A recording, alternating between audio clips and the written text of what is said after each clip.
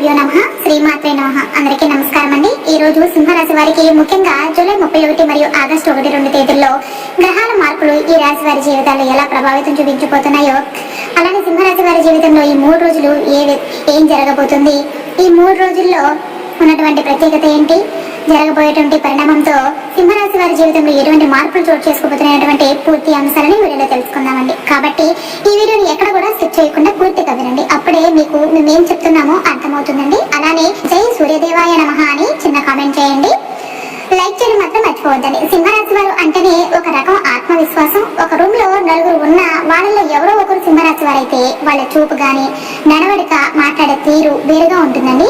వీళ్ళకి ఓ special presence ఉంటుంది. వీళ్ళు ఎక్కడ ఉన్నా కూడా అందరి దృష్టి వీళ్ళ మీదే పడుతుంది.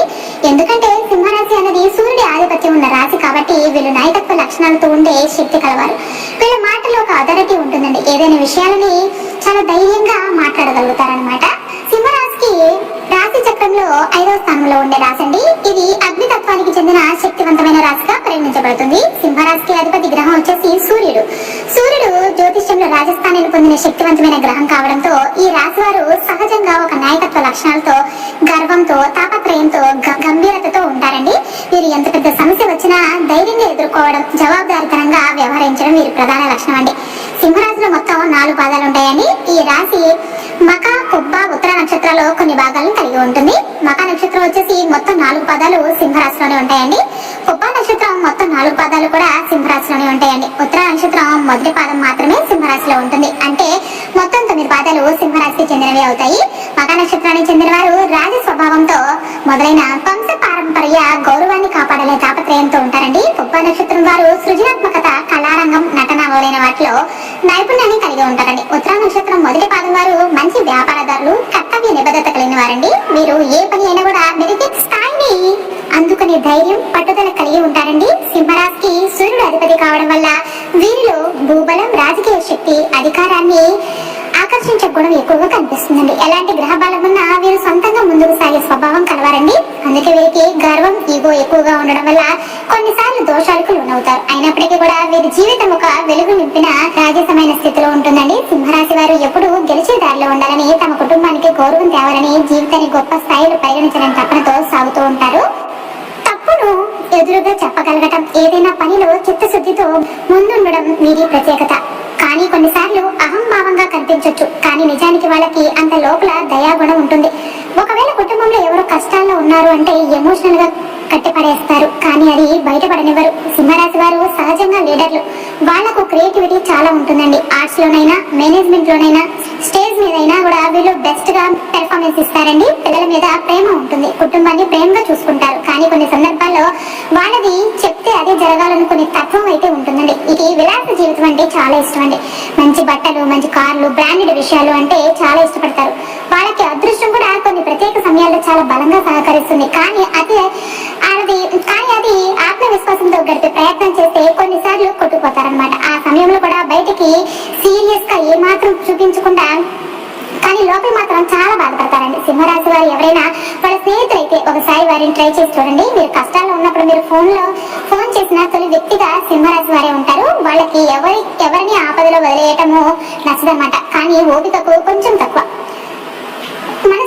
మనసుకు నచ్చిన పని చేయలేరు. ఎవరు జడ్జి చేస్తున్నారు అనిపించిన ఆ ప్లేస్ నుంచి బయటకు వచ్చేస్తారు. వీరికి తలకిందుల స్నేహాలు నచ్చవండి. నిజాయితీగా ఉండే స్నేహితులు మాత్రమే ఇష్టపడతారు. ప్రేమ విషయంలోనూ ఒక వీక్ పాయింట్ ఉంటుందన్నమాట.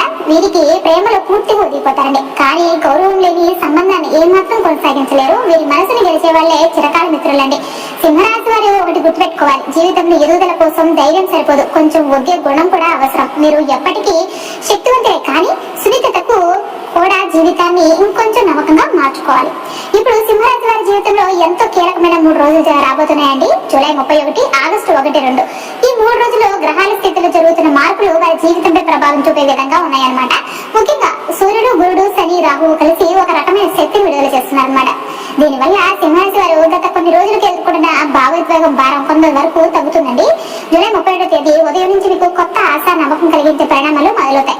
మీరు ఎదురు చూసిన ఒక ఫోన్ కాల్ రావచ్చు, లేకపోతే ఒక నిర్ణయం ముందుకు కదలదు. శ్రీహరి వాసుదేవుని స్మరణ మంచిదన్నమాట. ఆగస్టు 1న మీకు ఉద్యోగ రంగంలో తీపి సందేశాలు ఉండే సూచనలు అయితే కనిపిస్తున్నాయి. ఇంటర్వ్యూలు ఉన్నవారు ధైర్యంగా ముందుకు వెళ్ళండి, మంచి ఫలితాలు వచ్చే అవకాశం ఉంటుంది. వ్యాపార వర్గానికి ఇది ఒక శుభదినం అన్నమాట. ఆకస్మిక లాభాలు, పాత బాకీలు తిరిగి వచ్చే అవకాశం కూడా కనిపిస్తుంది. ఎవరైనా కొత్త ప్రాజెక్టు మొదలు పెట్టాలంటే ఆగస్టు 1 ఉత్తమ సమయం అండి. ఈ రోజు చంద్రుడు మీ 5వ స్థానంలో ప్రవేశించడంతో మీకు ఉత్సాహము, సృజనాత్మకత పెరుగుతుందన్నమాట. ఇప్పుడు ఆగస్టు 2 కొంత ఒత్తిడి అనిపించవచ్చు, కానీ మానసికంగా మీరు ముందుకు పోతారు. కుటుంబ సభ్యులతో సమయం గడపండి. ఎవరైనా చిన్న చిన్న ఆరోగ్య సమస్యలతో బాధపడుతుంటే దీన్ని కూడా నిర్లక్ష్యం చేయకండి. అదే సమయంలో మీ గురుగ్రహం నుంచి మంచి యోగం అయితే కలిగించే ప్రయత్నం అయితే చేస్తుందన్నమాట. దీనివల్ల జాబ్ లో మార్పు ప్రయత్నాలు చేస్తున్న వారికి కాల్స్ రావచ్చు. విదేశీ ప్రయాణాల గురించి కలలుకుంటున్న వారికి ఆ రోజు ఒక క్లారిటీ అయితే రాబోతుందండి. మీరు గతంలో ప్రారంభించిన ఏదైనా పనిని పూర్తి చేయాలనే ఉత్సాహం ఆ రోజు అయితే ఉద్భవిస్తుందండి.